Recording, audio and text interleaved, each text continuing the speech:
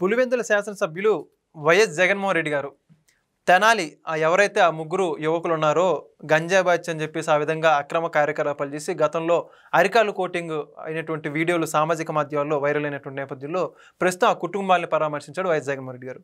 పరామర్శించిన అనంతరం మీడియా ముఖంగా మాట్లాడుతూ గతంలో వీళ్ళు నేరాలు చేసి ఉంటే చేసి ఉండొచ్చు, కేసులు ఉంటే ఉండి ఉండొచ్చు, కానీ ఇప్పుడు అలా కొట్టడానికి ఆ కేసులకి ఏ సంబంధం చెప్పేసి మాట్లాడుకుంటూ సమర్థించుకుంటూ వస్తున్నారు. అయితే ప్రస్తుతం స్థానిక ప్రజల్లో మాత్రం ఒక గంజాయి బ్యాచ్ రౌడీ షీటర్లకి రాజకీయ నాయకుడిగా ఉన్నటువంటి జగన్మోహన్ రెడ్డి గారు ఇంత బహిర్గతంగా ఏ విధంగా మద్దతు పలుకుతారని చెప్పేసి ప్రజల్లో ఉన్నటువంటి అభిప్రాయం.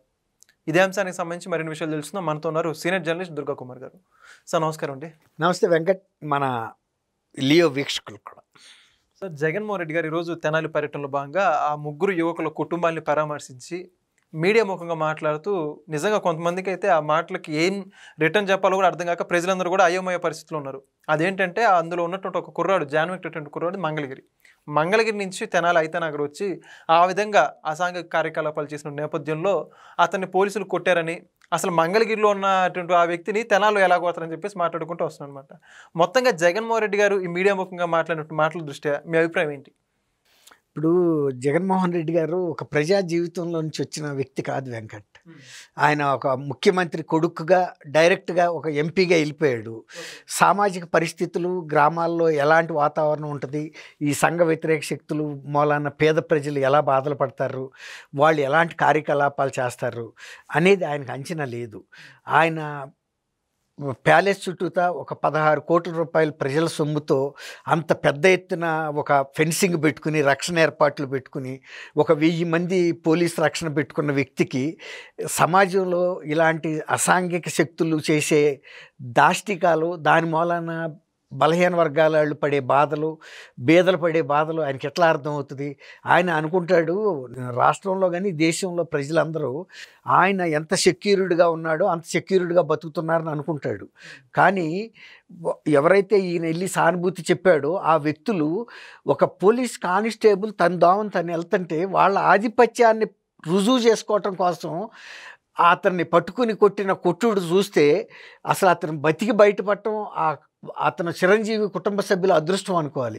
నిజంగా వాళ్ళు ఒక రాక్షస గణంగా వ్యవహరించారు, కానీ మనుషుల్లాగా కాదు. చేతికి ఏది దొరికితే అది ఎక్కడ పడితే అక్కడ కొట్టి పడేశారు.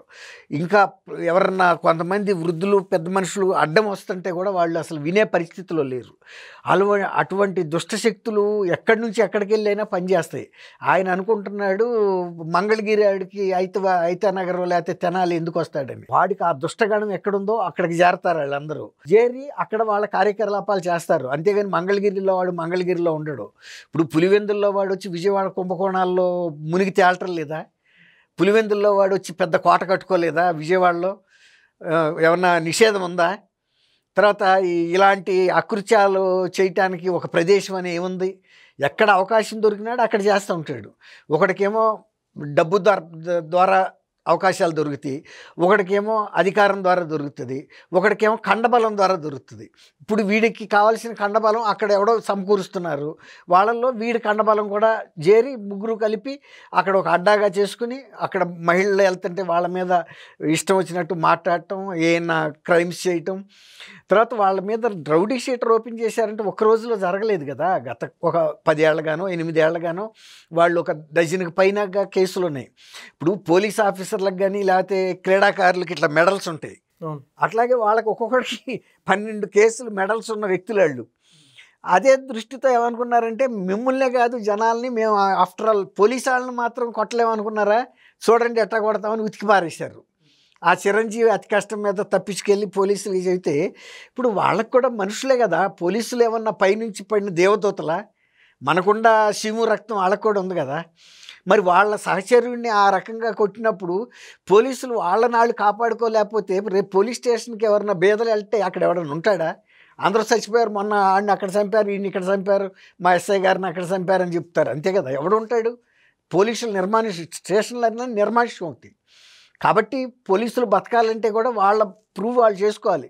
ఒక తాసుపావం కూడా తది బుస కొట్టడం కనుక మానేస్తే ప్రతి ఆడు నోట్లో వేలు పెట్టేవాడు ఒకడు, పుల్ల పెట్టి కంట్లో పొడిచేవాడు ఒకడు, ఇష్టం వచ్చినట్టు చేస్తారు.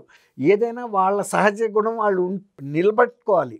అట్లాగే పోలీసులు మరి అతని మీద దాడి చేసినప్పుడు పోలీసులు ఏమి అమాయకులు కాదు, లేకపోతే నిస్సహాయులు కాదు, మమ్మల్ని మేము కాపాడగలము, మా మీద ఆధారపడ్డ పేదల ప్రాణాలు కూడా మేము కాపాడగలమని అక్కడ రుజువు చేయాలి కదా. ఎక్కడైతే చిరంజీవి దెబ్బలు తిన్నాడో అదే ప్లేస్లో పోలీసులు వెళ్ళి పోలీసులు ఇంకా బతికున్నాం మేము మీకోసం ఏదైనా చేస్తాము అని ఎవడైతే ఆ దుష్ట కార్యక్రమం చేశాడో వాళ్ళకి అరికాళ్ళ మీద కొట్టారో కానీ సచ్చేటట్టు కొట్టల.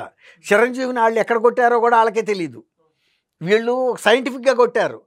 నొప్పి తగలాలే తప్ప ప్రాణాలు పోనివ్వాల, బోన్స్ ఎదగనివ్వాల, అంతే కదా.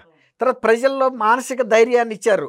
వాళ్ళేమి పెద్ద పిగుడుగాళ్ళు ఏం కాదు, మిమ్మల్ని లేకపోతే మమ్మల్ని కొట్టి ఇక్కడ రాజ్యం చేయలేరు, వాళ్ళేం ముఖ్యమంత్రులు కాదు, లేకపోతే పెద్ద పెద్ద పోలీస్ ఆఫీసర్లు ఏం కాదు, కేవలం ఒక వీధి రౌడీలేను, వాళ్ళని మేము కూడా కొట్టగలమని చూపించారు. దాంతో తెనాలి ప్రజలకు ఒక ధైర్యం వచ్చింది. పోలీసుల్ని కనుక కొడితే మనలాగా ఏడిపిస్తే మన తరపున ఉన్నారు అన్నలో, మన తరపున వస్తారని. అట్లా అది చేయటం కూడా తప్పని, నేరాలు చేసిన వాళ్ళ మీద కేసులు బుక్ చేయకూడదంటే అప్పుడెప్పుడో చేస్తే ఇప్పుడు ఎందుకంటే మొన్న లేటెస్ట్గానే కదా చిరంజీవిని కొట్టింది వాళ్ళు. అంతకుముందు ఇన్ని కేసులు ఉన్న వాళ్ళు ఫిజికల్గా వీళ్ళ మీద దాడి చేయలే. ఎందుకు చేయలేదంటే కేసులు పెడుతున్నాము, రౌడీ షీట్ పెట్టాము, కేసు ఓపెన్ చేసాము అనుకున్నారే తప్ప డైరెక్ట్గా చిరంజీవిని భౌతికంగా వాళ్ళు ఇంత హత్యా ప్రయత్నం చేసిన తర్వాత కూడా చేయకపోతే ఇక పోలీసు వ్యవస్థ ఉండి కూడా వేస్ట్. వాళ్ళు బతికినా ఒకటే, లేకపోయినా ఒకటే. వాళ్ళ ఉనికిని వాళ్ళు కాపాడుకోవటానికి చేసిన ప్రయత్నాన్ని ఇప్పుడు ఈయన ఏమంటున్నాడు, పోలీసుల మీద తిరగబడండి, బట్టలో తీసుకొడతాం, ఖండాంతరాల్లో ఉండా తీసుకొస్తాం, రిటైర్ అయ్యి ఇళ్లలో ఉండా తీసుకొస్తాం, వాళ్ళని వదిలిపెట్టమని బెదిరిస్తున్నాడు.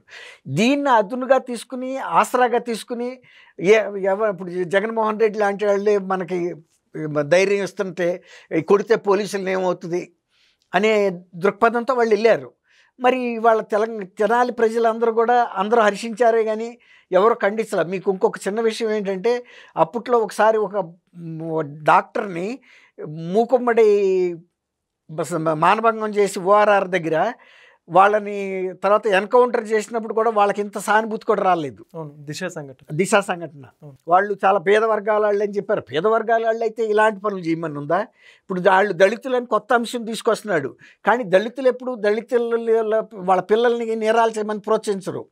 డబ్బులు ఉండాళ్ళు వాళ్ళ పిల్లల్ని ఆర్థిక నేరాలు చేయమని ప్రోత్సహించవచ్చు. వాళ్ళకి ఎందుకంటే డబ్బు రుచి తెలుసు.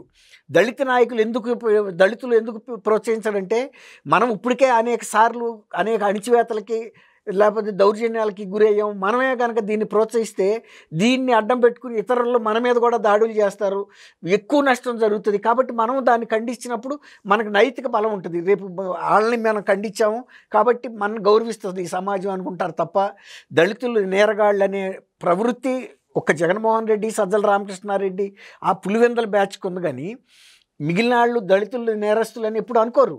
అసలు వాళ్ళే వాళ్ళ వ్యక్తుల్ని సమర్థించలేదు. ఎందుకంటే వాళ్ళు చేసింది తప్పు.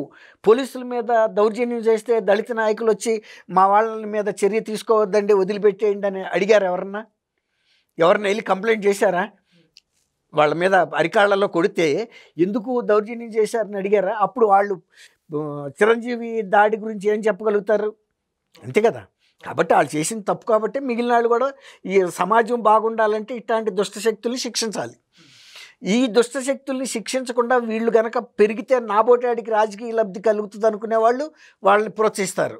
వాళ్ళని వాళ్ళ రాజకీయాలకు వాడుకోవాలనే ఒక ముందు చూపు ఇది. వాళ్ళ ఎవరు ఆయన్ని నమ్ముకుని విడుదల రజని, లేళ్ల అప్పిరెడ్డి, పేరు నాని వెళ్ళారు ఎగేసుకెళ్ళి దళితులే అడ్డం తిరిగారు. మీరు ఎందుకు వచ్చి ఈ నేరస్తుల్ని సమర్థిస్తున్నారని.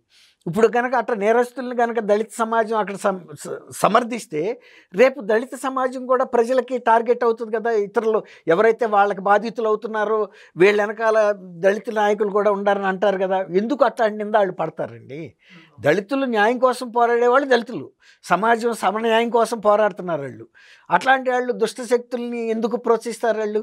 ఇప్పుడు పులివెందుల్లో అంటే ఒక బీడీ ముక్క పడేసి ఒక కత్తిచ్చి నువ్వు వాడిని నరికి రమ్మంటే నరికి రావచ్చు. కానీ ఆంధ్రప్రదేశ్ ఇప్పుడు కోస్తా ప్రాంతంలో ఆ పరిస్థితి ఉండదు కదా.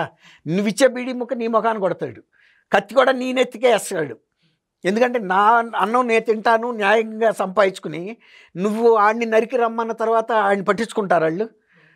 అందుకే కదా ఇప్పుడు ఇది ఫ్యాక్షన్ లీడర్స్ అందరూనేమో డబ్బులతో వేల కోట్లకి వెళ్ళిపోయారు. దళిత కుటుంబాలు దిక్కు లేకుండా వెళ్ళిపోయినాయి. వాళ్ళు ఆ జైళ్ళల్లో ఇరుక్కోవటం, తర్వాత ప్రతీకార దాడులు వాళ్ళు బలి అవ్వటం, కుటుంబాలు నాశనం అవటం జరిగింది. అటువంటి వ్యవస్థ కోస్తా ఆంధ్రప్రదేశ్లో లేదు.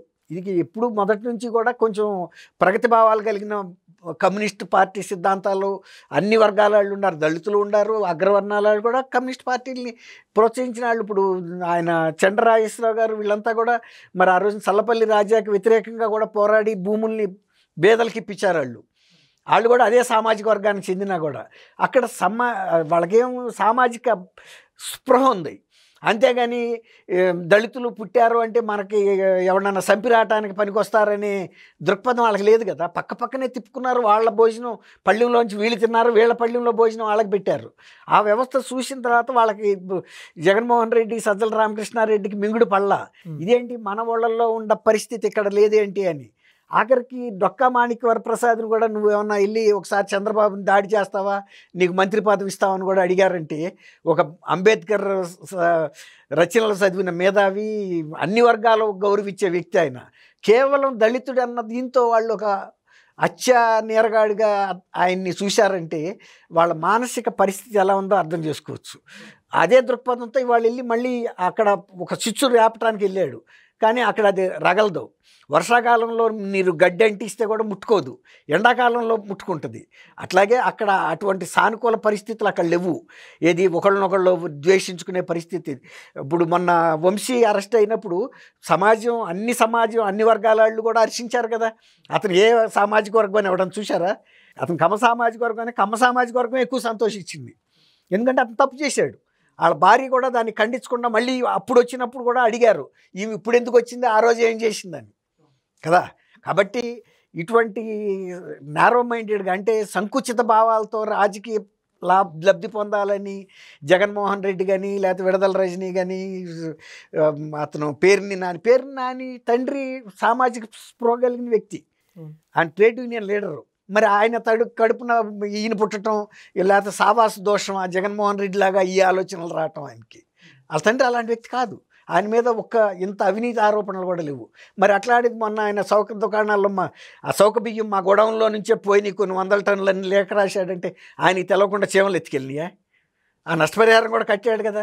నష్టపరిహారం కట్టినా నేరం పోదు కదా. అట్లాగే ఇంకో కట్టిన గుడ్డకి ఇంకో తీసేసిన వాసన మిగిలిపోద్ది. ఆ నేరాన్ని ఎట్టాగు బుక్ చేస్తారు, శిక్షిస్తారు.